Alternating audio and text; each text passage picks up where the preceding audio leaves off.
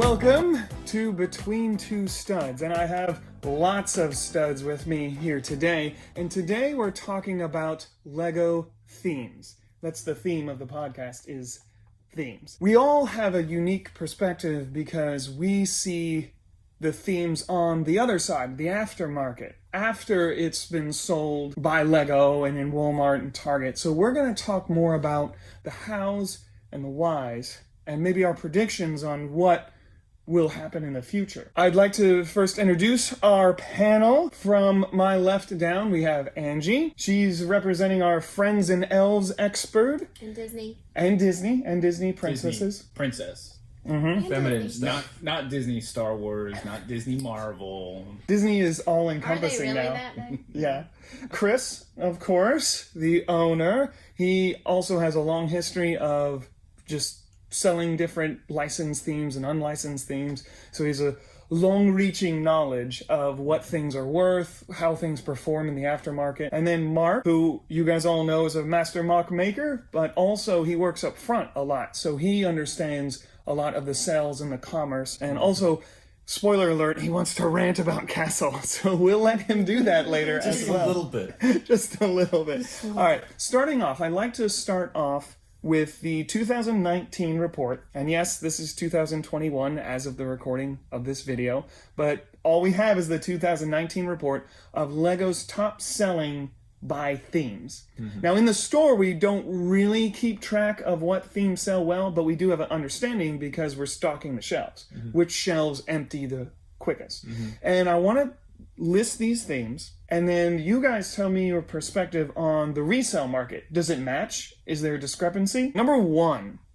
Lego City. Do you guys feel like that is a huge seller for us and the older sets? It's interesting because it seems like it comes and it goes a little bit. Mm-hmm. Our Lego City section is probably our second largest section in the store after next to Star Wars. And for a while, for the past maybe 2 years ago, we couldn't keep Lego City stocked. It seems like we were always trying to find ways to rearrange the shelves to fill in the sections. Mm-hmm. But just in the past 2 years, which would actually be since this report, it has not been selling as well. Okay. So maybe this report is, reflective of our sales. And then the 2020 report is going to shift from City to Marvel and Star Wars. So we're just dealing with old information. Although people still want the fire stations and the police stations. I mean, but they're not. I think we sell the fire stations a lot, but they're not making them as often. Right. I'm not sure. So if that's why they had any good city police or fire stations. So they're not selling because they're not available. Yeah, it seems like the newer stuff, and Mark, correct me if I'm wrong about this, the newer stuff is less involved with cities or police and fire specifically, and more like the city in general. Yeah. Like there's a cartoon now that has specific named characters now, and they're putting police and city and fire in those, it seems like. Exactly. They're getting more character based and less like building based. Yeah. So it's like they've got like specific characters in each set. It's like you want all these characters because they're in the cartoons. Yeah. They're trying to be more like Ninjago or Star Wars or other things that are more interesting because of who's in it versus what it is. I think it's building the IP, building the story. Yeah, I think it's probably working too. Yeah. So in the past, you had Chase McCain is the only one that I can think of. That's true. The only police officer that was named that I can remember. And he's probably 6, 7, 8 years old now. There's a whole game based around that character, right? And kids come in and they're like, "Do you have Chase McCain?" It's like, Chase McCain. Oh yeah, that city guy. That city guy, know? So now with Lego naming their characters, I think it could make kids want them more. Mm-hmm. And there's one specific bad guy, burglar, in the Lego City theme that I want personally, only because of his name. Really? I don't even know what he looks like. If I saw him, I'm not sure if I'd recognize him. But Mark, I think you know who it is. Yeah, it's Frankie Lapelli. Frankie Lapelli. Frankie Lapelli. Such a great name. It is a great name. Does he have a lapel? Oh, well, you don't know what he looks like. No, and then there's another bad guy, Daisy Kaboom. Yeah, and she, of course, her specialty is blowing up things with dynamite. And there's Duke Detain, which you might be thinking of. He's the policeman. Duke Detain, that's right. So he'll detain the bad guys. I assume they have unique prints that's only for their faces. I hope so. Okay. I've seen some of them, and they are pretty unique. They look very... No, we'll continue down the list, but I wanted to ask, do you feel like getting more specific story-driven takes away from the overall Lego idea that they're unnamed intentional to make your own story? Mm-hmm. Do you feel like you were saying you think it draws you more to the character and the theme if they're named and you already know their backstory? But do you feel like we're getting away from Lego's like core beliefs by not allowing the children to come up with their own story? I don't think so, because you can still use any of those parts, mix them with Star Wars parts, and make your own character. Got it. As soon as you put a different hat on, it's a different guy. Daisy Kaboom, it's a different character. You know, and you can call him anything you want. Moving on down the list, I don't think this would surprise anyone. Number 2 is Lego Star Wars was a top seller. And I would guess that is true for our store as well. Huge seller. Even the old stuff still sells. So I don't know if there's much to say about that. Does anyone have? If you want to see any grown man cry, just that is a Lego Star Wars lover, just show them some of the old sets we have. It's interesting you say that. There's how much more is there to say about that? But what is really interesting is we've been doing Lego conventions now for almost 10 years, and every year something different, a different Lego theme is the big seller for us. Okay. And we don't know really, we can't say what it's going to be. It's hard to put your finger on it, but Star Wars was every other year. It really wasn't all. It's not always been Star Wars. Has not always been the big seller. Sometimes it'll be Ninjago, sometimes it'll be Marvel, sometimes it'll be DC. My wife and I would always look at each other and be like, why are people asking for Chima? For Chima or Ninjago or whatever the popular theme is, but it has to do with video games, TV, media, what's being put out there and making kids want this stuff, and adults. That is interesting, and I was going to say this at the end, but the only 2 licensed themes on this list both had huge movies that year. We'll continue with that. Lego Friends is the next one. Oh, yeah. So what do we see on our end as the Friends seller? Is it pretty popular? Is it consistent? Oh, yeah. I mean, around Christmas time, our shelves went pretty empty, I think, surprisingly. I wasn't surprised, but I mean, the little girls are obsessed with role playing. That's partly why Friends is what it is, and why I feel like City probably is shifting to that too.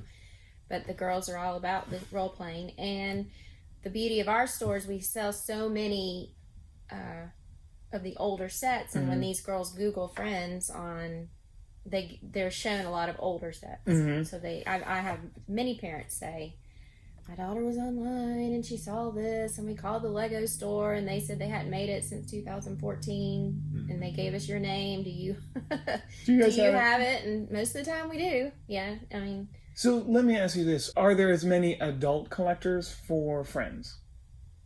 I would say probably not. It's a newer theme, so that makes sense. I think of many of the themes that are out there, Lego Friends is actually played with. Like a little girl would play with it like a Barbie, probably more role playing.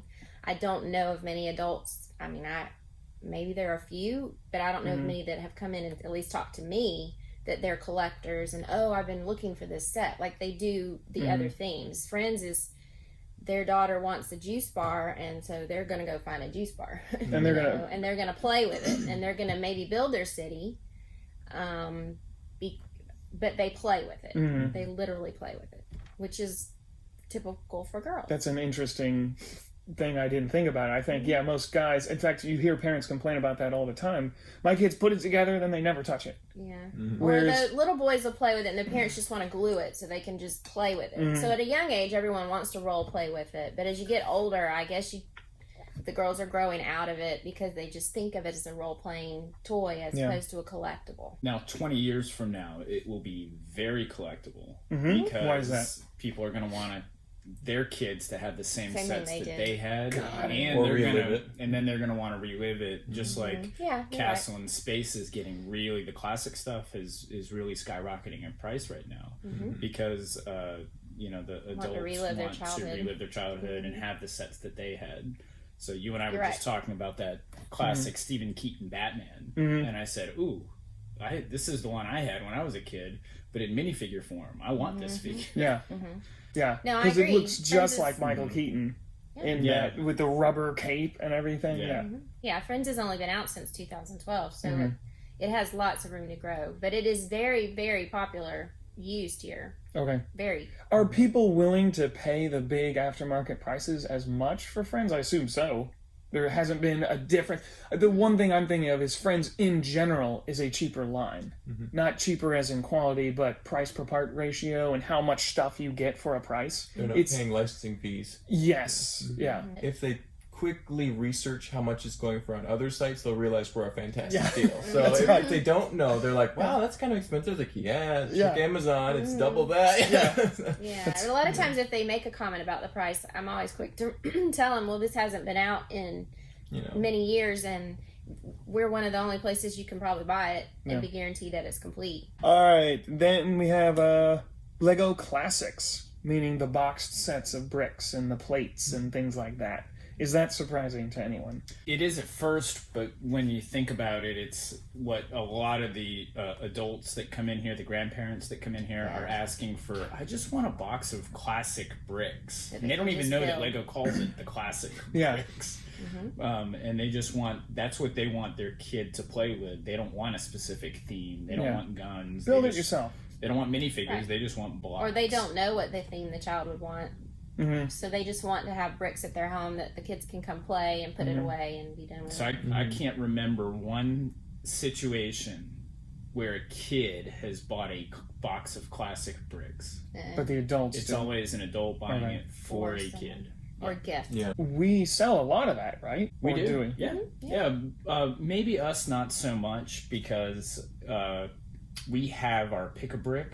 Oh, that's true. Yeah. Where they can get more specific bricks that they want, and it's a fraction of the cost as a brand new Lego set of classic bricks. We had a customer yesterday actually who was asking about bricks and do we sell pre-boxed Pick-a-Brick stuff, and I said, well, we do sometimes. I said, we don't have any right now, and I told her about the classic, and she said, no, my son really I think he just wants to pick the pieces from the Pick-a-Brick. He likes the more specialty pieces as opposed to just the squares and the rectangles. Even Lego's classic brick boxes are getting a little more specific.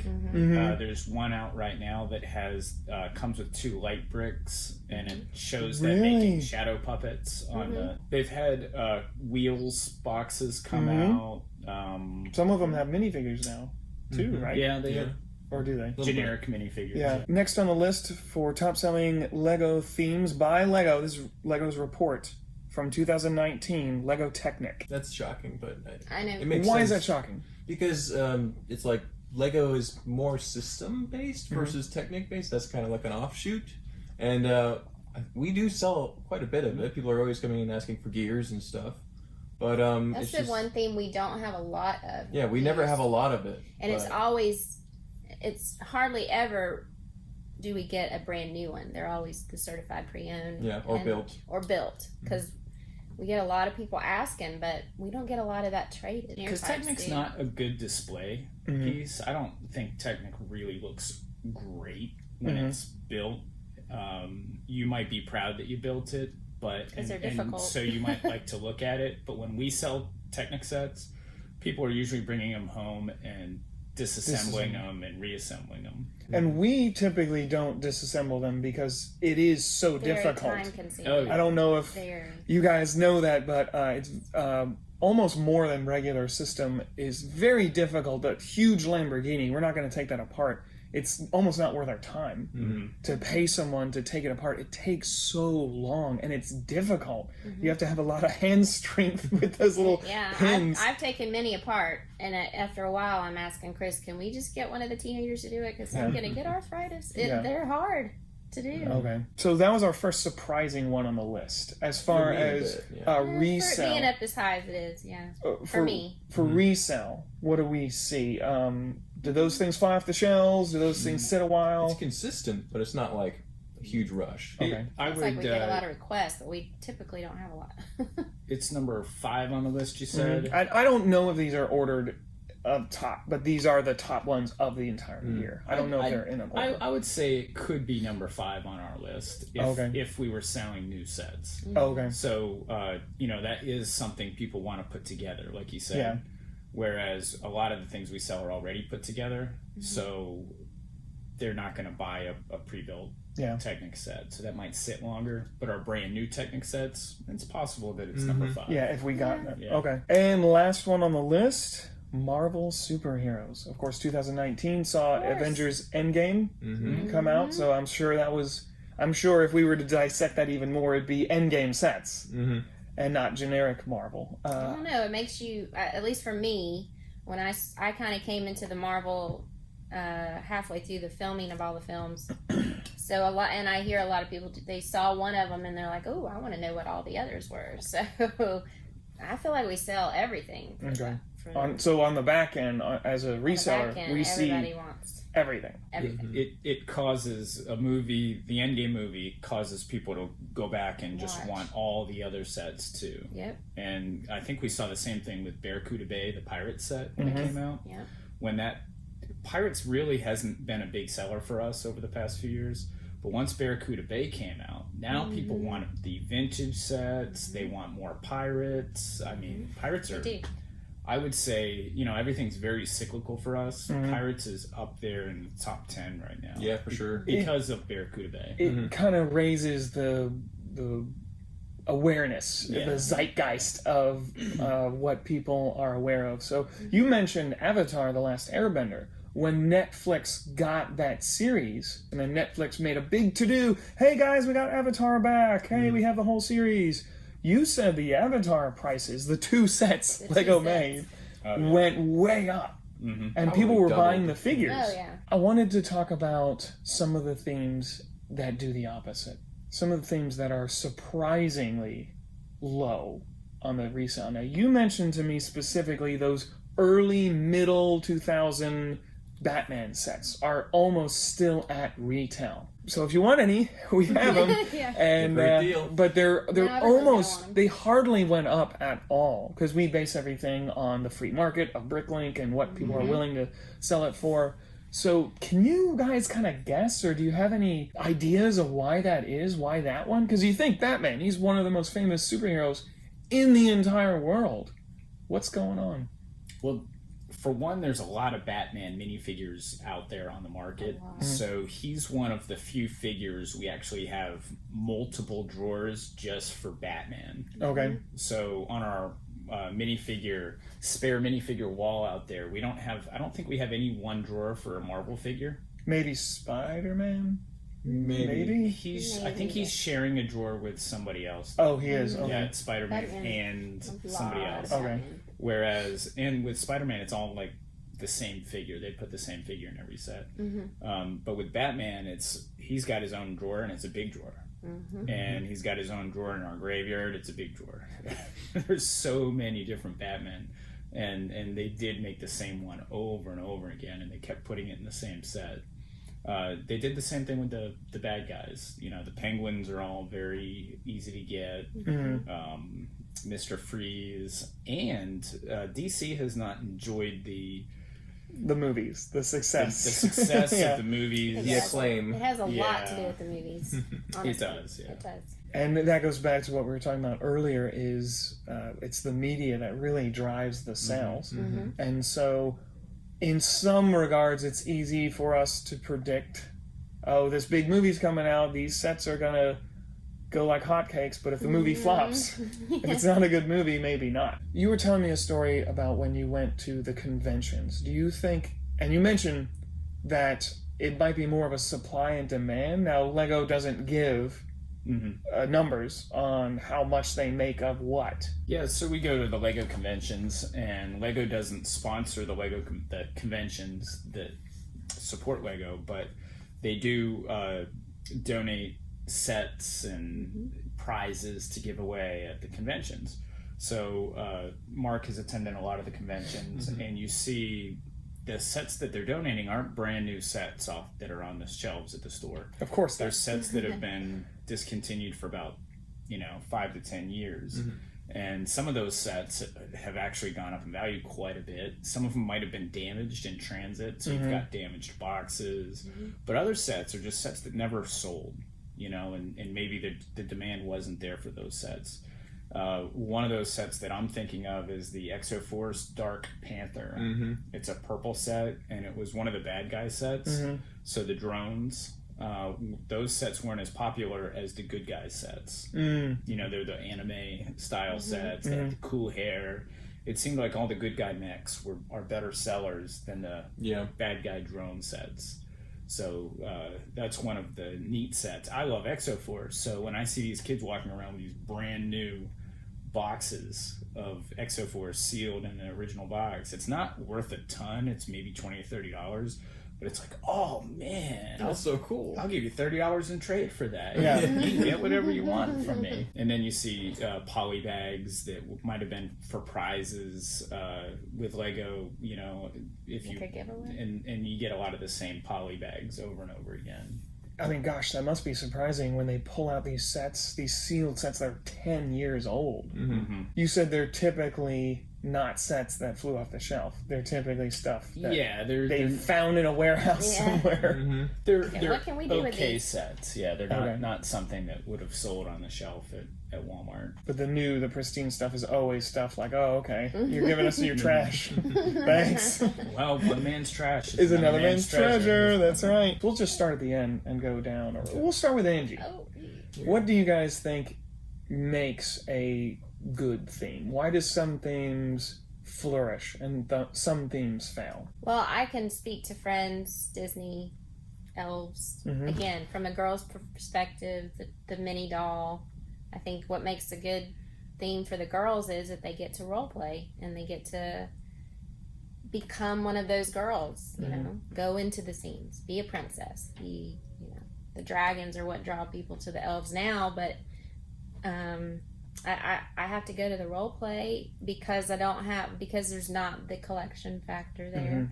So that's what makes a good theme for the girls, at least. And I know when they came out with their mini doll, a lot of people were up in arms. It doesn't look like the regular Lego, and girls have been slighted again. I don't think that's what it was. I think that is when they took a poll or whatever they do with their focus groups. That's what the girls want. They want to play. Yeah.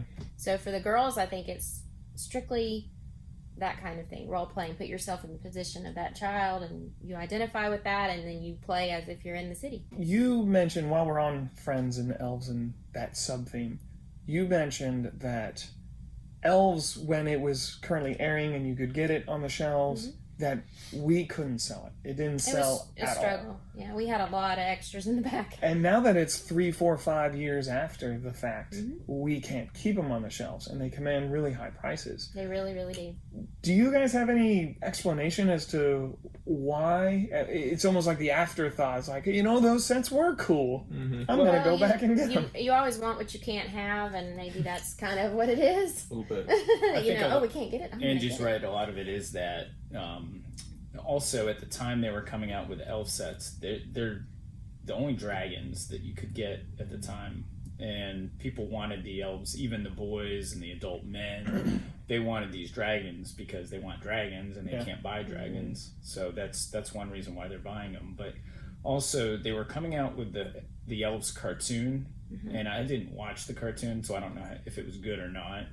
But if it was a really good cartoon, they probably would have kept the line around a little longer, kind of like they've done with Ninjago. Ninjago had a great cartoon, and that's what makes Ninjago successful. Well, the Ninjago actually looks like the characters that you can buy, whereas elves, they look like supermodels that are... Yeah. If they don't look like... They don't have the claw hands. If you look at they have fingers. The elves and the Friends cartoons have nothing to do with Lego. They don't look like Lego at all. Nothing. And I wish they did. And it's more the role-playing. Correct. It's like a Barbie cartoon. Everything doesn't look exactly like a Barbie. Maybe the cartoon is sparking a re-interest in elves, and people want to go back and get it because more people have access to the cartoon. Yeah. So airing cartoons on harder to find networks, you know, where you have to have a cable subscription, which a lot of people don't have anymore. I don't have a cable subscription. So when I know before Disney Plus came out, they were putting the Rebels cartoons out there, and I wanted to watch them, but I didn't have Disney. Yeah, I didn't have cable, so I didn't get the Disney Channel. And so I had to wait until Disney Plus came out, and then all of a sudden I have access to all these Rebels cartoons, and so does everybody else for Star Wars Rebels. And now, guess what theme is really popular? Star Wars Rebels. Yeah. I would say of all the Star Wars sub-themes, the Rebels has probably appreciated the most. Because the cartoon is fantastic. Cartoon's great. Lego does tend to have this 2.5 to 3 year life cycle of certain sets. Nexo Knights fell into that. Chima, Hidden Side. It seems to be their regular cycle. And actually, Ninjago was canceled. I don't know if you guys knew that. And fan outrage is what the nerd rage is what brought it back. Probably not nerds, a lot of kids. Yes, they showed up in Denmark with pitchforks, and they actually brought it back. So it was gone for like 2 years. Now they're celebrating their 10th anniversary. 10th anniversary, yeah. What do you think? Anything to add to what Angie said? What makes a good theme? Why do some themes fail? There has to be an interest in that theme. So if you're going to put a cartoon out there like we were just talking about, if you're going to the cartoon helps build the interest into things. You know, like I'm interested in Star Wars Lego sets because I love watching the Star Wars movies. So if they just come out with a theme and then they don't, you know, that's why they have to advertise. Yeah. So part of the cartoons are part of their advertising. So if they just come out with a theme and they don't build a story around it, it's probably not going to sell. But to play devil's advocate, like the sub-themes of the city, like fire, police, there typically aren't any media related to that, but it is something that is in little boys' heads. And adults create their own Lego cities in their basement, and I feel like they build a lot of that too. So when I got into Lego as an adult, the first thing I had to do was build a city. And when I give tours of our store, I ask the kids, I'm like, why do you think Lego City is such a big section? And they're like, oh, I don't know. And some kids actually get the answer right. It's because cities are big, and you have to have a grocery store, and you've got to have a police station, and you've got to have a hospital, and you've got to have a fire station. So you know, all these things go together. So if you're building your city, which kids and adults want to do, then you've got to have all these things. You also have to have a train track go around the city. Or monorail. It all goes together. So city in that regard sells itself. Yes. They don't need to create these people's names and stuff like that. It's fun when they do. Well, most any cartoon, a lot of cartoons are all centered around cities. I mean, you know, so if you want to create your own city, there you have it. That's an interesting point because, like, a castle, you don't have to make a whole town. You can just have a castle, and typically that's what you imagine as the scene. If a little kid was to draw a medieval scene, it'd be the single castle, probably, and a couple of little buildings, and then you're done. We've actually sold Friends sets that are the city-style buildings because people want to put it in their city because they need a juice bar or they need a Froyo stand because Froyo, everybody wants a Froyo in the summertime. So in order to get a Froyo stand, you've got to get that Friends one. Yeah. Also, a good city building is the Sanctum Sanctorum from Marvel. Doctor Strange's set. We sell that as a city building. We'll take Spider-Man's cobwebs off of it and put it out for sale, and somebody buys it for their city. What about you? I got one final input. A lot of good thoughts here, but one thing for me is what makes a theme successful or not is how well it's designed. And what I mean is Ninjago was wildly successful because it's cool. You got these ninjas and they're fighting skeletons and they're fighting ghosts and snake people. It's cool. Kids like it. Adults even think, hey, that's pretty neat. But then you see something like Nexo Knights or Hidden Side or Chima that was definitely not as successful as Ninjago, and you're like, what went wrong? It's like, well, it wasn't designed for the right purpose.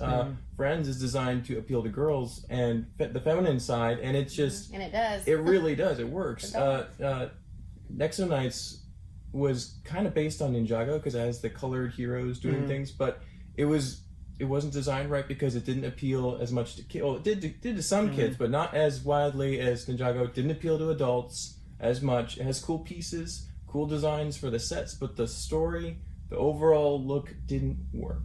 And it's like, if that doesn't work, then the set line doesn't work, and everything is just a cascade failure. And you're talking about design in a general sense, like what the sets look like, not just for the characters. Yeah. Do you look at that set and say, "That's awesome. I kind of want that." Yeah. And so it's like you got to have that vibe. Because you are so obsessed with Castle. Yeah. I was surprised to hear that you don't like Nexo Knights because it kind of takes the castle in my mind as a non-castle person and like vamps it up a little bit, but you're saying no, it does not. It does not. It's also the show was pretty bad, according to most people.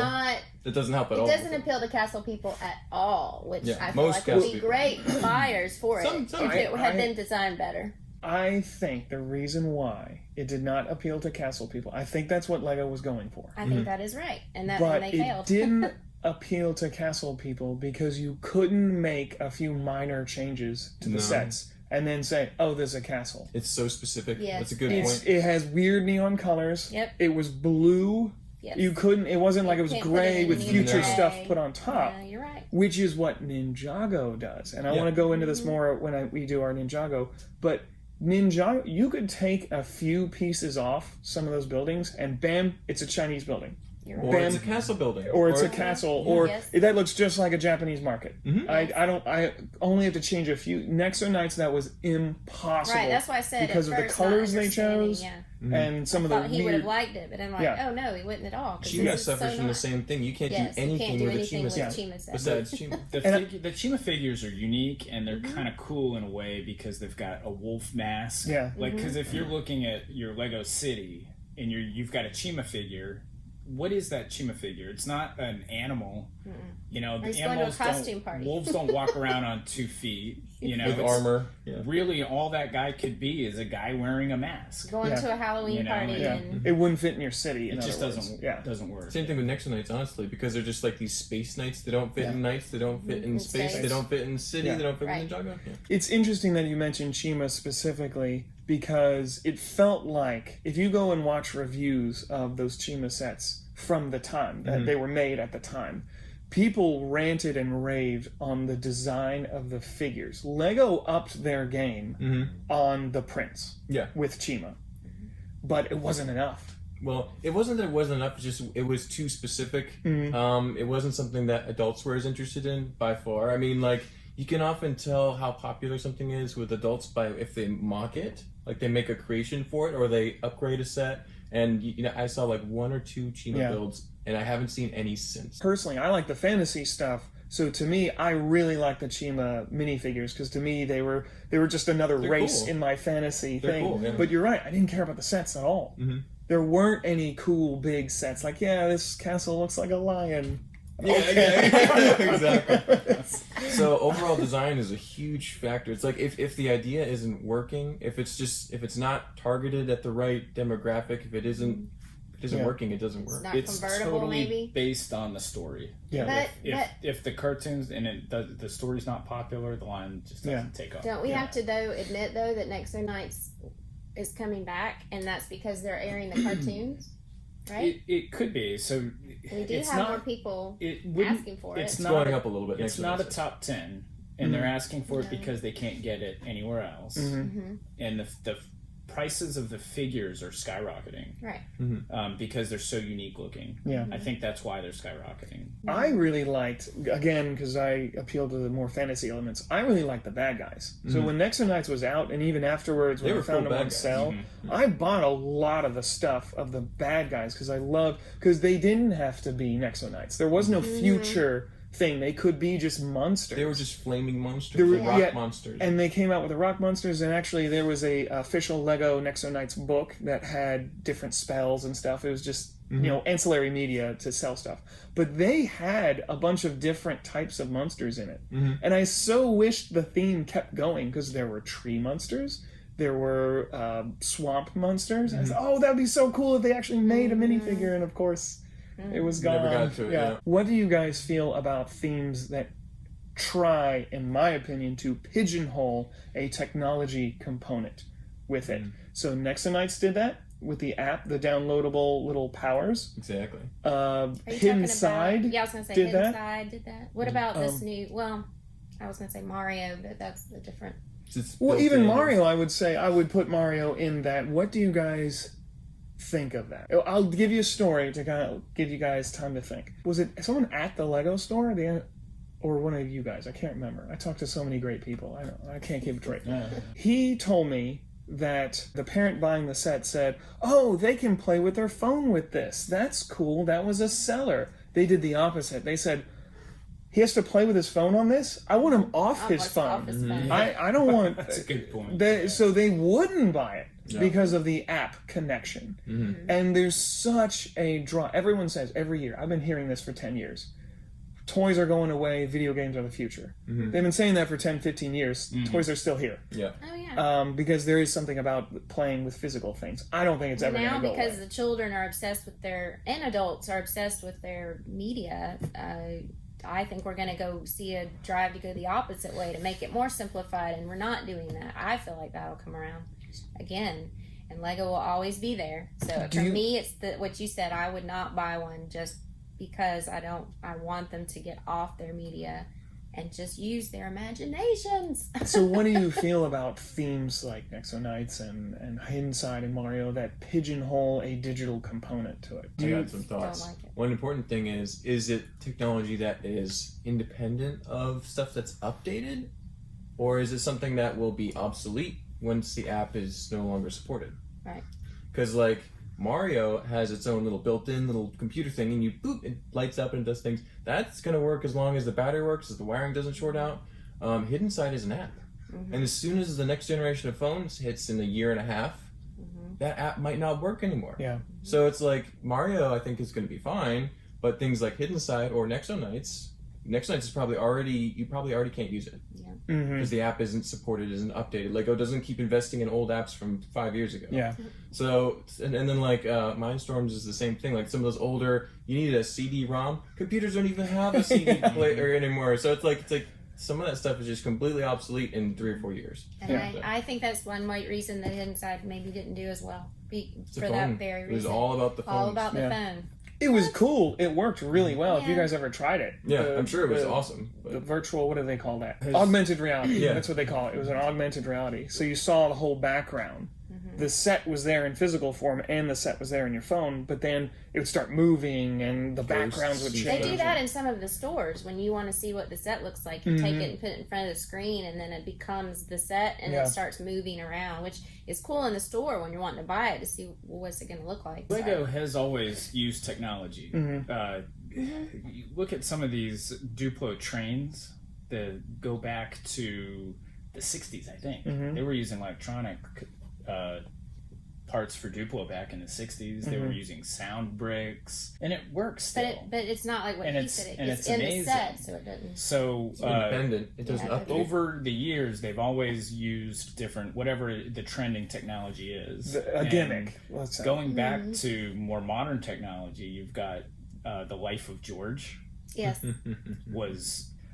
I don't know if that made Lego any money at all, but we can't sell. I don't think we've ever sold a Life of George set. I had one customer ask if we had any and said their family was obsessed with it. Did you get his name and number? We'll sell him all of them. It's for a great price too. We just want to get rid of it. And then you had Fusion, which looked really neat. It looked really neat. It looked cool, but no one has ever asked me for a Fusion set. No. And then going back to things inside of a theme, Ninjago has had games in all of their things, like the spinners, you know, they came out with trading cards and game cards for those. Chima had game cards and stuff. The Speedors were an extra gimmick with those. But is that what's selling the sets? It's getting the kids to play with the sets, but I don't, those are things that today on the resale market, people don't seem to care about. No. We have a bucket of those old Ninjago Season 1 spinners. And they're cheap. Yeah, and if you've ever tried to use them, I feel like I'm pretty good at spinning things, and I can't spin those. They're just very hard. They're you can't put your hand on the minifigure and spin it. It's not a Beyblade. I've never been not successful. a Beyblade. That's right. You know, even the new spinners, which are awesome, they really work. You slam it down and it pushes it up and spins it for you. Mm-hmm. When my kids got some and we wanted to battle, unless you had a table with a slight convex or concave, which way is it? Yeah, I think concave is the word. Concave, unless they would just spin off the table, they wouldn't battle. It was impossible to make them, so we were blowing them toward each other, So just hit each other. That's why with Beyblades, they make a stadium that you bought. Yes, and it is. Yeah, so Lego needs to consider that, I think, when they're making these. Which is a shame because they really work. You slam them and those things spin. They've improved them. Yeah. But even as we're on the technology conversation, Lego Dimensions, the video game, it was a kind of a copy off of the Skylanders technology. And there might have been something before Skylanders, but then there was Disney Infinity, and you take the figures and Toy to Life, I think they call that. And you put it on the portal, and then they go into the portal. And it was a very cool game. It is a very cool game. But it didn't seem... people seem to lose interest in it pretty quickly. It didn't stick around, and maybe because Lego didn't support it long enough. I heard that they got on the train, the Toy to Life train, way too late. Like Skylanders sales had already started to go down when they even introduced, before they even introduced that, they just came in the game too late. What's interesting now about Dimensions is the aftermarket for Dimensions is starting to skyrocket. And it is. It's weird. So the Dimensions packs, the booster packs, the figure packs were at the dollar store in California and Arizona. And these are retailed for $15 each. And now you can buy them for $1 at the dollar store. That was right after they started discontinuing them. And I know a guy from New Jersey who flew out to California. He rented a box truck. He bought 30,000 packs of Dimensions at dollar stores. He drove from Southern California up to Northern California. Then he drove back to New Jersey. And he started selling them for $2 and $3 each, which is a fantastic deal. Yeah. I would have bought them for that. Yeah. You know? And he did great on his investment. But now those packs that were at the dollar store are $10, $15 back up to retail price. And then some of them, like Sonic the Hedgehog, his stand might be $20 just for his stand. And then the figure's $50. So the collector's market, I don't know if people are playing the game still because the original system packs are cheap still. I feel like they just want to collect Sonic. Well, that's what I was going to ask. Do you think people are plugging in the game and playing it again? I know some people are. A little bit. Some people just want to collect. Some people are picking up on it really late and they're like, oh, it's cool. Well, I think that's what Lego was hoping, is that all these crazy, weird, one-off licensed figures are going to sell the game. Like they had Sonic, Mr. T, E.T., Doctor Who, Knight Rider. I mean, Mission Impossible. Ghostbusters. Along with their other Lego themes, and it was neat. It was almost the Lego movie before the Lego, or did the Lego movie come out? It was around that time. So you could have all these different themes. Like, Gandalf is next to Leonardo, and they're all together. It kind of worked together. Going back to the technology with Nexo Knights, what bugged me, because I did play the app for a little bit, I did buy some of the toys. The way it worked in the app was so much cooler than the way it worked in the show, because the powers that you downloaded were very specific. If you got the giant chicken leg, when you called on the power, a giant chicken leg would come out of the sky and stomp on your enemies. Oh, wow, that is cool. In the show, when they got the chicken leg, I was like, oh, I have that. It was the same thing. All of a sudden, their weapons worked. It was the same animation. Nothing changed. It was just like, I'm thinking, why didn't you just call on the power in the first place? If it doesn't matter. Right, if it doesn't matter. Why are you waiting till you start losing? It's almost like Power Rangers. It's like, let's wait for the Zords to bring them out. So it was just dumb to me. It didn't match. I thought what they did in the app was actually cooler than what happened in the show. And again, it goes back to what we were talking about before. The writing wasn't as good. The story wasn't as good. The sets weren't that The design appealing. wasn't there. Speaking of the story, let's go back to Chima. The Chima storyline is Game of Thrones for kids. It really is. I watched it. My son got into a Chima phase, and he needed to have all the Chima sets, and we were watching the cartoon, and I was watching, I was like, whoa, this is 100% Game of Thrones. I mean, you had the White Walkers coming down from the wall from the north, and they were zombies. Yep. And the animals were zombie animals, and they had such cool parts, you know, the translucent arms and stuff, kind of like Jack 14 had. Yeah. And I thought they'd be more popular because of that, but they still weren't popular. That bugged me, being a science nerd a little bit, is that the elephants had exposed bone in their trunk. Mm-hmm. And elephants don't have bones in their trunk. It's just, it's all muscle. So. Okay. Apparently, at the end of the show, they teased that Chima was a very small place, and it's actually exists within the Ninjago world. And they teased a crossover or something like that. So of course, I'm glad came to Ninjago's fruition. glad it never happened. We'll leave that over there. So the crossovers is what I live for in the Lego universe, and I think it kind of personifies Lego's system, because it's a Lego system, and you can all use it together, and it all comes together. Except for the Friends dolls. And that's what's frustrating about the Friends dolls. But then you have the Duplo characters too, and the Lego movie did intertwine the Friends characters and the Duplo characters with the regular characters, which I was happy about. And the Lego movie has brought all the universes together. Dimensions brought all the universes together. Clutch Powers, the cartoon, brought the universes together. Clutch Powers was a fantastic cartoon. It was good. You had Power Miners, Castle. It was very cool. And then you had the main star, Clutch Powers, and that's actually the terminology that Lego uses for the interlocking system of studs. What is the clutch power of the clutch power? And then that's his name. So it was all very clever. It's all funny. And I think the Ninjago movie is funny. The Batman movie is funny. The cartoons are funny. I think that's something Lego does really well. Adult humor. Kids, they may not get it. I think, and this is my final rant about this, but I tried to watch the Chima cartoon. It was, and I don't use this term lightly, it was abysmal. It was so childish. The story and even the voice acting, I would say it goes back to the direction of the show. It's like, I'm the leader of the lions. No, his voice was, I'm the leader of the lions. It was terrible. It was awful. It was so, not lowbrow, but it was so like the lowest common denominator. Like, this is for little kids.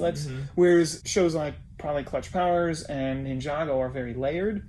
Lego movie. Lego movie. And there was this like Game of Thrones-y dark undertone that they could have explored a little bit, or at least made a little more interesting. Made it exciting. But it wasn't. It was just so childish and stupid. And the other thing that bothered me, my last rant. Keep going.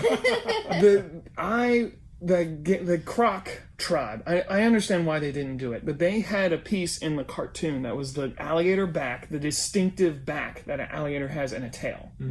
And I was expecting that from the figures. I was expecting a neck piece that went over the head, and they had this alligator back that you could take off when they sat in their vehicles. They didn't do that. So the Croc, the major villain of the first season, didn't even look like they did in the show. So, travesty! And I love those minifigures. Make it right, I actually like those minifigures. Next item on the agenda is, what are your predictions for sets or themes that will increase in value? I know that's very hard to do, and it's connected to other things like media and movies and stuff. But we talked about how those early middle Batman movies didn't raise in price. Do you guys have any predictions on things like Hidden Side or The Monkey Kid? Do you guys see those going up in price? Do you guys seeing them stay at retail? So a good answer to that is, are they going to remake the same set or the same type of thing later on down the road? Because that could stop it from really going up in value. There's certain Star Wars sets that are the easiest to predict, I think. So the Grand Admiral Thrawn set was a little $30 Phantom, and it came with Grand Admiral Thrawn. They're going to come back out with him because he's going to be in The Mandalorian. So they've already talked about that. so that he's probably at his peak right now. Okay. So when I look at a set and I think of, I don't speculate and I don't invest in Lego, but I do like to entertain the idea of, and I can look at a set and I'm like, wow, this set's awesome. It's going to be worth a lot of money. So with the Nexo sets that went up in value a lot, they're the ones that have those really unique, really cool bad guys. So Ninjago is putting out things right now that's amazing. The Bone Dragon and the characters that are in those, the bad guys that are in those sets, even the good guys look really cool.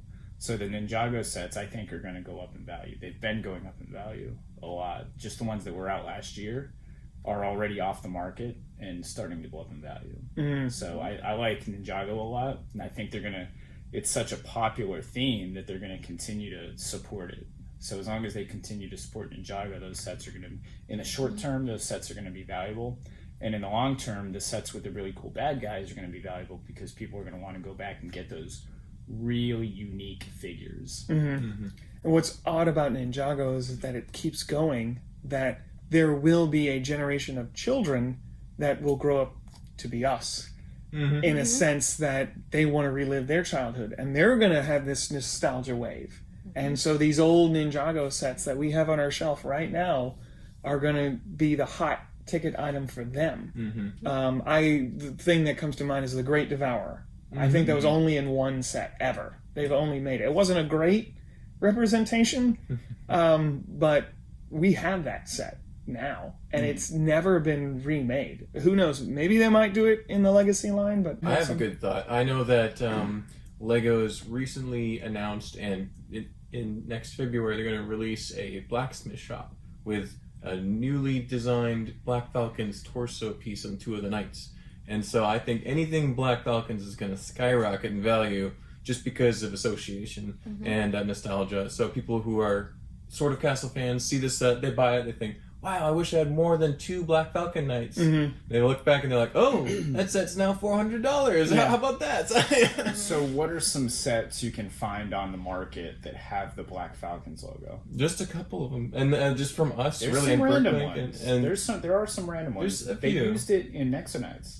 Yes, but it wasn't necessarily like on a torso that you could use in a classic castle looking, historically accurate looking figure. It's all kind of got veins and wires and stuff. It just doesn't look right. So, but there's a few like they did Bricktober stuff. Yeah. Like a classic figures pack, a few things like that. But those are also kind of expensive too. I saw the Black Falcon's shield on the Durmström ship from Harry Potter the other day. Really? Yeah, and I saw that and I was like, whoa, that's cool. I love it when Lego does that. So Black Falcons was the first like sub group within the Castle system, so it's much beloved by the classic Castle Lego people. Yeah. And is that why you think they chose that one for the new Blacksmith? It's definitely one of the more popular sub themes in Castle, so it makes good sense to include them in there and use that. So yeah, it's they were the first specific faction, or were the dragons the first? So the first Castle set had like 4 different shield designs, and then after that, like Black Falcons would have been like the 2nd gen, so that pretty close to the beginning and one of the more popular sub themes for sure. But I'm not sure about specifically the first sub. I mean, like there was already they started out with I didn't realize. But it's all good. But, But so it's definitely a good choice as far as first Castle set in 8 years. So, it's not counting the Nexo Knights and all that stuff. So anything Black Falcons, I think it's going to be at least double the value that it currently is for the nostalgia factor. Yeah, and association. That's very similar to what Barracuda Bay did for Pirates. How about you, Angie? Any predictions on what will really take off? I mentioned to you guys earlier about the brickheads. I feel like those are going to continue to grow for the population like myself that like to collect certain type things that are really cool. I think they're going to continue to expand brickheads, and it's just going to, the more you have, the more you want from the past. At least that's how it's working for me. And then there's always those few you can't afford because they're just crazy expensive. But then I also think, I don't know, maybe I'm the only one, but I feel like Disney is going to grow. This kind of goes into what my dream of what theme can come out in the future. But I think that even from the Disney Princess line, I think those are going to continue to grow, because there's there's one set that only had one. There's only one set that had Tiana in it, and that one is super expensive. Yeah. And plus, Disney does continue to support their older properties. Right. There's like kids today still know who Cinderella is, exactly. and not just Cinderella, but Disney's Cinderella. Yeah, so I think those are going to continue to grow.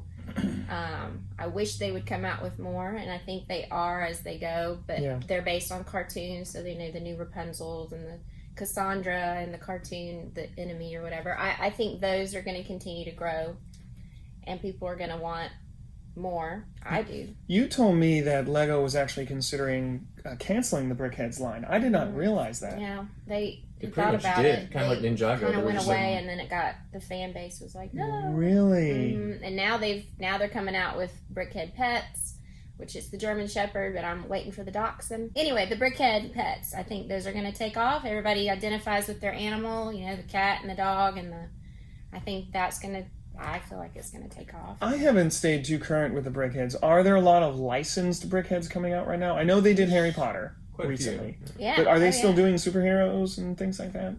Sort of. Well, they do the classic holiday ones, and the Chinese ones are pretty popular. The panda. The panda, the Year of the Panda, or is it the Year of the Panda? Or is it's it not just the year. I was going to say it's the Year of the ox. Ox this year. But the panda's probably going to be pretty popular. Maybe they're going to turn all the Brickheads into animals, or I don't know what they're doing. You think they're going to step away from? Because they haven't done superheroes in a while. Do you think they're going to step away? Well, are there any new ones out? Really? That's what I'm asking. Yeah, they haven't released any news. They haven't really released. Maybe Wonder Woman. I feel like maybe one of the media. Ooh, the Wonder Woman in the gold with the wings. They should do that. That would be cute as a little really cool squash. On that. That would be really nice. I think that's going to continue to explode. Brickhead obviously being Lego's answer to vinyl pop. Collectibles. Yes, they're trying to kill that Funko Pop. Yeah, that's right. Obsession. Funko Pop. Yeah, the collectible vinyls that don't do anything. I love them. They don't do anything. Yeah, the silliest toy ever. But that's takes up a lot of space. It's just for the collectible people. And again, a lot of those people don't even take them out of the box. They just keep them in the box on the shelf, which is fine because you can't play with it anyway. But with Brickheads, I'm obsessed with just building it. We just got in Doctor Strange and Black Panther one that was a Comic-Con exclusive, and typically those are we get those in brand new, nobody opens them. This one's used, and even used I can't afford it. So I just, I feel like they're unlike the Funko Pop, you can build them or use the pieces. They'll introduce weird colors and new parts and things like that. And then I always liked how when you built it, there was actually a pink brick for the brain.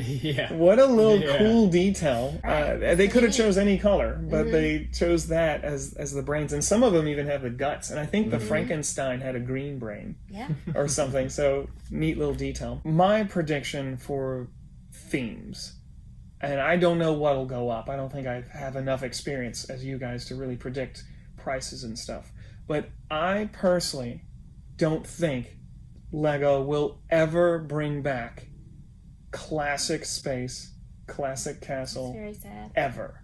And here's my reason why. Feel free to argue it with me. Yeah, Mark is crying right now. He has a rant about castle, and we are saving that. It's going to be good. It's going to be good. I brought popcorn. So I feel like it all comes down to corporate ownership of intellectual properties. You can't copyright castle. You can't copyright classic space. You can't copyright Ninja, but you can copyright Ninjago.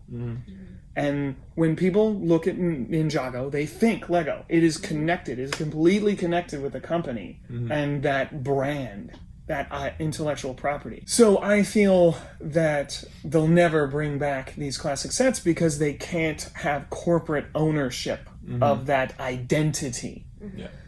This year they're bringing back the Blacksmith Workshop, and apparently there's rumored that much like the Creator pirate ship, there's going to be a Creator castle set, a 3-in-1 Creator, but castle themed. And I think that's what they're going to do.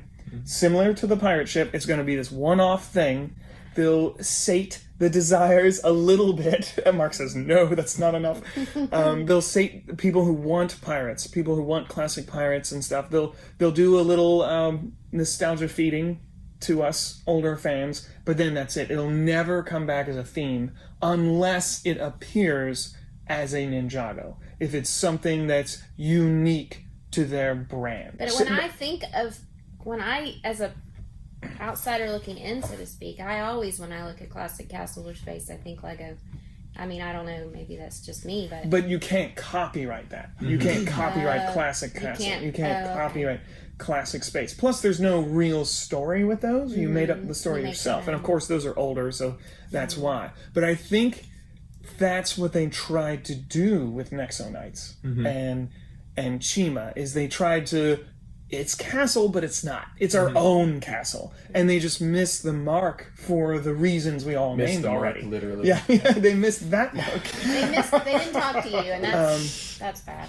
So do you guys agree with that? Do you think I'm full of it? I never considered it that way, but I think you could be extremely right in what you just said. And it makes a lot of sense. It does. And they keep teasing us, like you said, with Barracuda Bay and the blacksmith shop and the mystery figures that they're coming out with, the CMF figures, collectible minifigures. Yes. They've had a lot of really cool castle figures come out and pirate figures come out, and it's just a little bit here, a little bit there. And also when you start tying themes together, which I think they're going to continue to do more and more with dimensions and other themes, that they will come out with a set like Creator. They'll come out with a castle set for it. They'll come out with a pirate set for it. They'll come out with a city modular building for it. Ooh, what if they made a brickhead of a classic knight?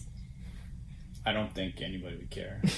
I would as a collector. I'm teasing, but no, as a Brickheads collector, you'd probably buy it, and as a classic castle collector, Mark would buy it because it would probably have a really cool Black Falcon's logo somewhere printed on it, or something. Yeah. And he would just like to put it on his shelf because he likes classic castles. So yeah, that actually would be a good idea, Angie. Yeah. Thank you, Chris. And I think if Lego's listening, which I'm sure they are, you continue doing things like the Ideas Blacksmith, where they are modular buildings, but they're modular within a historical theme. I love it. I'm going to buy 2 of them.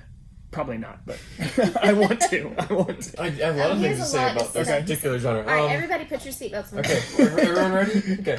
So, I actually think you're right. I don't think Lego's going to release a full line of sets like they have, and it's a tragedy that they don't, because for pirates they just put out Barracuda Bay. They put out a Creator pirate ship, which was nice. Don't get me wrong; both of those sets are fantastic. But I think that's like the limit of what they're going to do for pirates, and I think the same thing is going to be for Castle. They put out one Lego Ideas set for a blacksmith shop. It's a really cool set. Figures look great.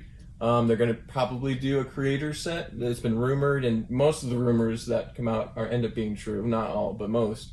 And so if they do a Castle Creator set, it'll be cool. It'll be a cool castle thing. But that's probably all they're going to do. And it's too bad, because if they gave it even half the attention or good design that they give to, say, Ninjago or Star Wars or any of those other themes, I think Castle would do great. There's still a big market for that. Castle figures are expensive on Bricklink.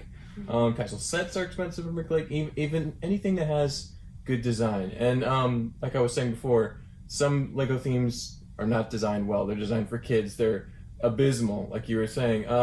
The last Lego Castle line, which came out, I believe, in 2013, like 8 years ago, it was not good design, because the previous lines that were pretty popular were pretty serious. They had like lions and dragons and crowns on their shields. They looked cool. The bad guys looked cool. You had skeletons and orcs and trolls and dwarves. But then that line, the shields were more kid-like.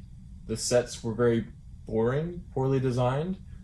Basically copies of older stuff, but less interesting. And so if they made some characters for a castle line, like, you know how City's making characters? If they just, something to make it a little original, treat it with respect, give it like, so adults want to collect it, kids want to collect it, they do great. They could make their own castle theme. Just don't call it Ninjago, call it Castlevania or something, you know? I could have, well, not that. That's copyright. Castlevania might be taken off. Some sort of castle. They could call it whatever. Castlevania. Castlego.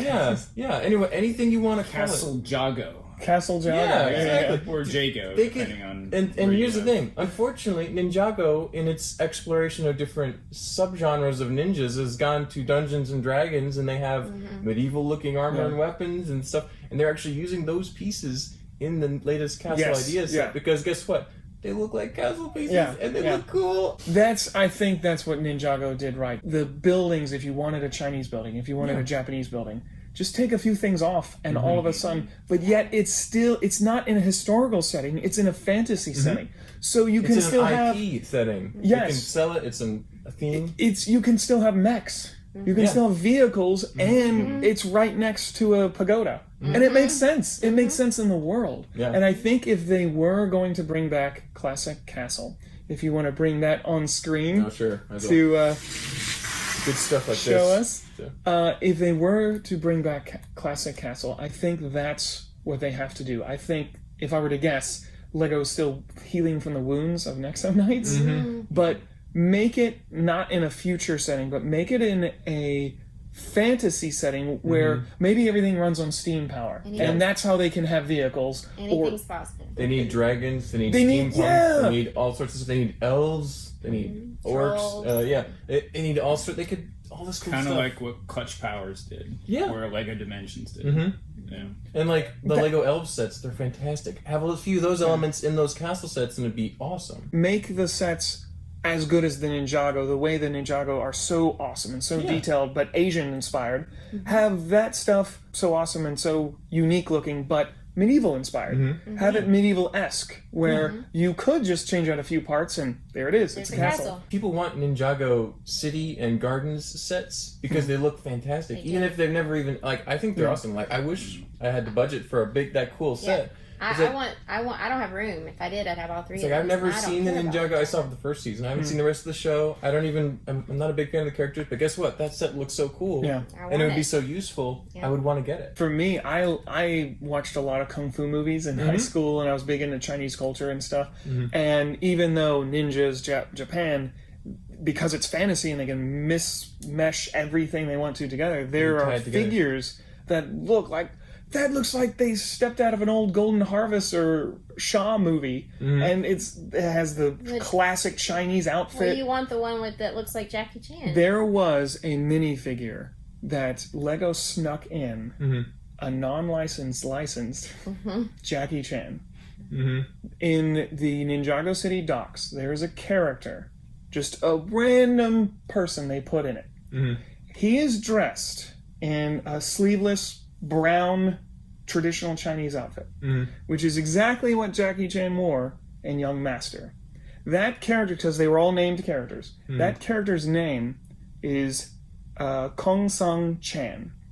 Anyone want to guess what Jackie Chan's birth name is? Kong Sung Chan. That's awesome. So they snuck in a Jackie Chan action figure without paying the license. I love it. Lego, please keep doing that. Yeah, that's the end of my castle rant. But that's, if they would just give it even a fraction of the attention as they do as other themes, use some of the things that have worked, not worked. You know, it's like they focus on the right groups. Getting the Creator Castle, if it comes out, and getting the Blacksmith Workshop, you are not satisfied. You want to see more. The return. I want more of an entire theme. Well, have just a little more money than that. I can get. and the Blacksmith Shop is going to be how much? 150. 100. That's a lot of money. It is. That's a lot for a Lego set. It's 2,000 pieces, but it's you know, a huge set. If you actually want to make something bigger out of it, like a bigger Blacksmith Shop, then you got to buy 2 of them. You know, so it would be nice if they got something in the $30 price range. Yeah. Castle related that people can actually That is a good point, that this is definitely targeted to adults. In fact, even I believe the packaging says adults welcome, or some condescending statement. Yeah, exactly. Why don't we go into that? What do you guys think of Lego doing that? heard I think it's kind of condescending. It's like, why do you have to tell me I don't need your permission to like, oh, adults, oh, it's okay now. I guess they're going for the people who were maybe embarrassed or didn't think that it was okay to buy Lego sets. When I first got back into Lego, and I wouldn't say back into Lego, because when I was a kid, we couldn't afford a Lego. Lego was kind of expensive, so we bought action figures. You could get an action figure for a couple bucks versus a Lego set, which is $10 or $20. I mean, they weren't super expensive, but for the time, they were relatively expensive. So when I got into Lego as an adult, I didn't tell anybody. It wasn't okay. This was 15 years ago. And it was like I came out at one point and was just like, I like Lego. Did you do it around family? I actually, like an intervention. There was a book out at the time too that's The Love of Lego, I think, and it was an adult journalist that actually went to Lego conventions and Brick World, and this was all before Lego got popular again. It was my story that he was telling, and it's a good book. It was interesting. But I don't think, and we've seen that over the years, we see it, fathers come in with their kids and he's like, yeah, I think my son's gonna want all these pieces to make this giant castle. And right. It's like, yeah, okay, yeah, whatever. Yeah, your son's gonna love that huge, complicated set. We do have people come in, though, and they haven't seen Lego since they were a kid, and they're in because they're grandkids or whatever, and then they'll make a comment of, wow, this makes me want to do it, because these aren't just toys. Definitely over the years, we've been open. Our retail store has been open for 5 years, and it's become so much more accepted for adults to just come in and tell us what they want for themselves and not for somebody else. And people are not ashamed of it anymore. People aren't hiding. There's nothing wrong with playing with toys as an adult. In fact, it's extremely healthy for adults to play with toys. It gets their brain active and stuff like that. I think Mark and I's experience with Lego over the years is that they almost have refused to cater to adults. Or ignored it as, even if it's a major part of their business, they'll ignore it and be like, oh, it's just for kids. It's just for kids. Like, we're making an Aston Martin from James Bond, but it's just for kids.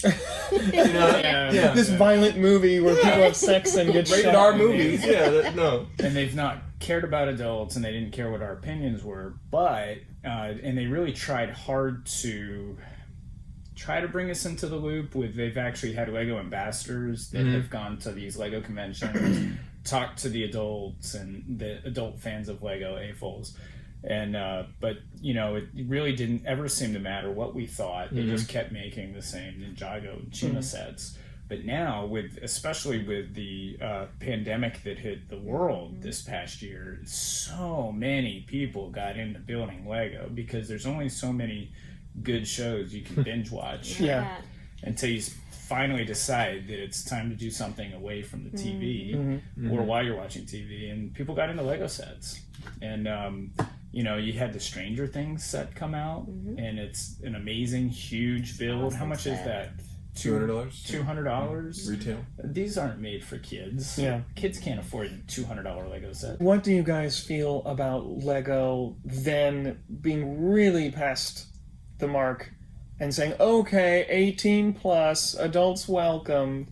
Do you feel that's necessary, or just keep what you're doing? Just make the sets for whatever the suggested age limit is, and if I, as adult, want to buy a set that's for 8-year-olds or 16-year-olds, then I'll do it. Don't tell me. Don't give me permission. What do you guys have an opinion on that? I like to see the minimum age. Because I think it's important to put that minimum age on there. If you get kids into Lego too soon, before they're ready to go from Duplo to Lego, and don't want to do it. Angie's exactly right. They get discouraged and they don't want to do that. I kind of had that experience with my kids. I pushed them into it too soon, where they failed at putting sets together, so they did not want to do it because they just weren't old enough yet. My son, I did that with my son, and it ended up I would buy sets that he liked, but I would build them. I gave my son the Battle of Endor Lego Star Wars Lego set, this big set, when he was 3 years old for Christmas. Oh my goodness!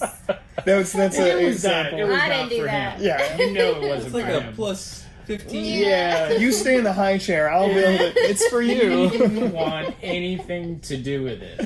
And I was like, well, I guess I'm going to have to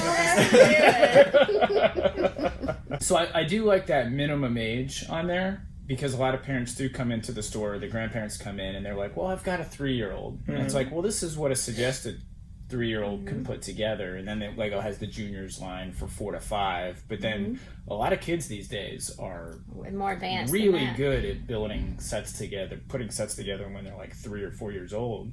So then the parent tells us what they can do, and so then okay, then we can move to this group. But I don't like it when they put the max age on there. Like, so the Boost, the new Lego Boost set, and it's not new, it's been out for 2 years now, but it says ages 7 to 12 on the box, and I think that has turned off a lot of people from buying it, because when kids are looking for more advanced technology, they're wanting, they're 13, 14, 15 years old, but they still want to buy Lego. They're not going to buy that set, and the parents don't want to buy it for them because it says ages 7 to 12. Right. But I think a 14-year-old could have a lot of fun with that set. So I don't like it. I like it when they put the minimum age and then plus. Yeah. I don't like the age range. I've bought junior sets before because it had pieces or Cool minifigures figures, or the dinosaur I wanted. And that was the cheapest way to buy it. And so I don't feel any shame with that. Come at me, world. Come at me. I don't care. I got one thing on that. And the original question is, Lego is finally realizing that, oh, wait, it's usually the adult buying the set online, not the kid. So they're finally releasing like the bonsai tree, the flowers. Those are clearly not aimed at kids, but I'm sure they're going to sell well. The piano, not necessarily, I think it's 16 and up kid set. It's an adult-ish aiming set. So I'm really glad that they're doing that. I also think that they don't have to necessarily abandon the kid versions of sets. And also, if you do something that's kind of designed for kids, but adults like it too, that's the best. Right. Like, you know how Pixar movies are successful because it's a smart kids movie. Adults like watching it. It's fun, but it's still family friendly, and anyone can access it.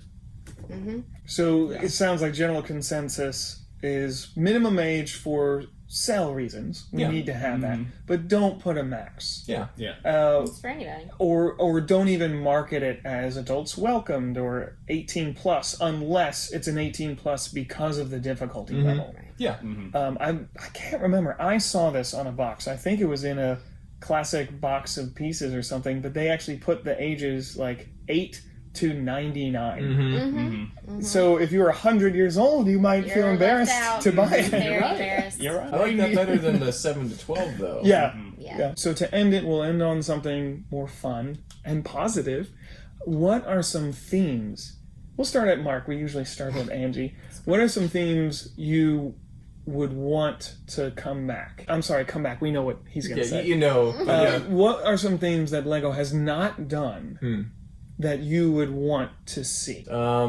Not done. They haven't done anything really steampunk, and they barely touched on apocalypse with the Lego Movie 2. There was like the first 30 minutes of the film were set in kind of the apocalyptic. Bricksburg, but apocalypseburg. Anyway, they could do a very fun, aimed at slightly like older than 7 maybe, and up to adults theme that has apocalypse. I mean, they did a little bit with Overwatch, just hints. And those sets are cool, and I think that they could really explore that. And steampunk as well, kind of leaning into the castle, a little more fantasy. So elves they're just on the fringes each time. It's like you're so close to the awesome set line that could be the next Ninjago, you know? So that's what I would love to see. And obviously bringing back stuff like classic space, Castle of Pirates. I could tell people want that. I think they could sell it if they did it right. They've done it wrong a couple times and then they feel like it's not working. Steampunk is a great idea. Overwatch is a good example because those figures were really cool looking. But unless they're so specific to that video game, Overwatch. I know it was a popular video game, but I think Lego really pigeonholed the sale of those sets to people who are into that video game. Yeah. Whereas if Lego had created a storyline, their own storyline, people would buy it because the sets did look so cool. Yeah. You know. So I'm kind of surprised they did Overwatch. Really, everyone is. Yeah, that was a head scratcher. If Lego did their own cool looking stuff like that and made their own story behind it, I think that would do well. But also, what I would like to see personally, and I think Lego is going to continue to do this because we've for a number of reasons. So what I would like to see is a Lego theme that visits all the other Lego universes. So you got your little dose of Castle in there, you've got your dose of Johnny Thunder in there. Like a time travel thing, or just no? It's because time is. It doesn't matter. Doesn't have to exist in the Lego universe. You've got your ninja, classic ninja in there. City could be in there. Pirates, just space, everything, and it just transcends all the themes. And we saw Clutch Powers do this. We saw Dimensions do this. The Lego Movie a little bit. We've seen the Lego Movie do it. So they've done it before, and I think they're going to do it again. And when they do it this time, hopefully we get a little dose of Castle under what you talked about, having their own IP. So something they can actually put their brand on and come up with a name for it. So it could be a team of people, like superheroes or a mystery or detective team that goes back to all these different themes and solves problems in that universe. I almost think you could set it in the same exact universe as the Lego Movie, but focus on new characters. Come up with your own characters, and they have to go to these different realms and solve problems or adventures or something. Yeah. Even the Lego Movie had a Lego Castle set. Yeah. It did. Yeah, it did. Which wasn't a good one, but it wasn't. Yeah, they turned a Lego Castle into a spaceship. I mean, I liked it because it was the gate. Yeah. It had you some did new get banners. classic castle figures from it. Yeah. And they did name them too. Yep. They had names. Do you remember what they were? I don't. Castle names. And you did get castle parts, but it was not a good way to get them. It was expensive for what you got. Well, I'm going to come at it from a teacher standpoint. Having taught kindergarten for so many years, I'm really trying to get them, children, out of the screen and back into reading and role playing and thinking through this. I thought, well, they sort of did that with the Sesame Street line. They brought that into it, but I was thinking if they did it sets to go along with books, Dr. Seuss would be so awesome. Those sets would be incredible to me. So some licensed theme, but a popular book. That goes along with books that kids like read. Lord of the Rings. That was an awesome book. For kids. I'm talking about children. For kids. I'm talking about, Dr. Seuss. And I don't even know if this is more considered television, but Snoopy, the Peanuts game. A lot of unexplored stuff in there that's really if they could get good stuff. The licensed themes for these things, I think it would be incredible for the children. For myself, For the children. Well, I'm just saying, I'm Dr. thinking, Seuss. as a teacher, I did a whole unit on Dr. Seuss. We had Dr. Seuss Day. I mean, you could really, and not necessarily to have the sets in the classroom, but for the kids to tie that in with a book that makes them want to read the books. And it's a popular. That's a good point. Yeah. And it's a popular IP right now. They haven't had anything come out recently, but it's been going for a while. And imagine the Lego sets, those weird Dr. Seuss stuff. angles and trees. That would be incredible. stuff. Horton Hears a Who in itself would be. I could go on. Mark would about buy that just for the elephant. For the elephant, as long as it didn't have a bone in the trunk, and we're good. Yeah, as long as it didn't look like as long as you could turn it into a war elephant. Exactly. Yeah. But for me personally, I would really Lego. I would really love them to expand on their Disney line. We have the castle and the train. I want them to come out with the Epcot ball, and I want them to come out with the Tree of Life, and I want them to come out with the Haunted Mansion. The monorail? And a monorail. And a monorail. I want the Disney, because people try, you can see on Pinterest and all these places where people try to create their own mock haunted house and their own mock carousel. I mean, we have one, but it's not Disney. But you know what I'm saying? I want Disney. Disney and Lego are my two favorite things in the whole world. I want classic Disney sets. They've done the castle. They did the train from California, from Disneyland. The haunted house would be cool. I want the haunted house. I want the Pirates of the Caribbean. Okay, whatever. Well, I like your idea. Do the Epcot ball because the Tree of Life, the Tree of Life, and then in Hollywood Studios it could have the Tower of Terror. But the classic, iconic thing is the Chinese Theater, which could be played on a lot of things, even though it's not that ride anymore. That's changed, but still the classic, iconic symbol of that particular theme park is that. I just would love for them to expand on that whole Disney thing, and I think the parts and pieces would be incredible. People could actually create their own theme park, and it could be a Disney theme park, and that is what I want. For me, my licensed one, I think would be awesome, and you could even do it on the new cartoon rather than the old one, DuckTales. I think that would be awesome because you could do the vehicles, you could do robots, you could do old castle or old ruins, temple ruins and stuff. You could do so many different locations, have all these famous characters that have been around for 70 years. I think a DuckTales theme would be really cool. Or Tailspin. Or Tailspin. Yeah, you could bring in different universes. Jungle Book, so you could almost have a lot of the classic Jungle Book stuff on the Tailspin. And for my non-licensed idea, there's a rumor that they're gonna do this, but people like Lego animals. I thought like a zoo theme would come out. Though Friends has kind of already done that. No, they don't have a zoo. They need a Not Lego a zoo system specifically. I don't believe they would come out with a Lego zoo theme because having an animal caged up is... So we could put them in what they're cribs. doing... They could be put in cribs. Yeah. Well, what they're Like they do doing, at the pet actually, stores. there's a rumor that they're having a safari theme. So it's people kind of like the City jungle, safaris. the city. That's so it might be a way to get like something, More animals. either an update or something we've never gotten, like a rhinoceros, a new elephant, and things like that. And there could be bad guys. There could be people who want to capture them and bring them in zoos. Lego did create a zoo with the Duplo.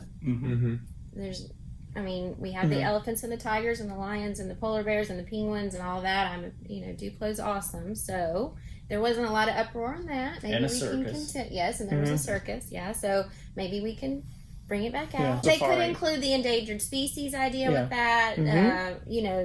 Stop the poaching and all of those kinds of ideas. I think Or they could could totally just do. license Tiger King and do a Tiger King zoo. They want to appeal to adults more, right? That's right. Thank you so much for watching Between Two Studs episode 5. We are available as an actual audio podcast. Spotify, Google, all your typical podcast apps. Please look us up and check us out. Any closing remarks? Make Castle. Thank you. Please like, comment, share, and subscribe, and we will see you guys soon. Thank you.